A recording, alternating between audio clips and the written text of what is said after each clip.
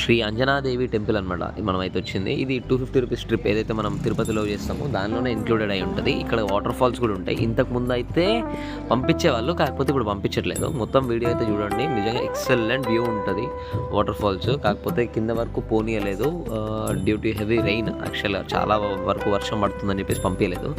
ఓకేనా, అంటే పంపించలేదు అంటే క్లోజ్ చేశారు దాన్ని. Okay, and watch the full video and share this video to all.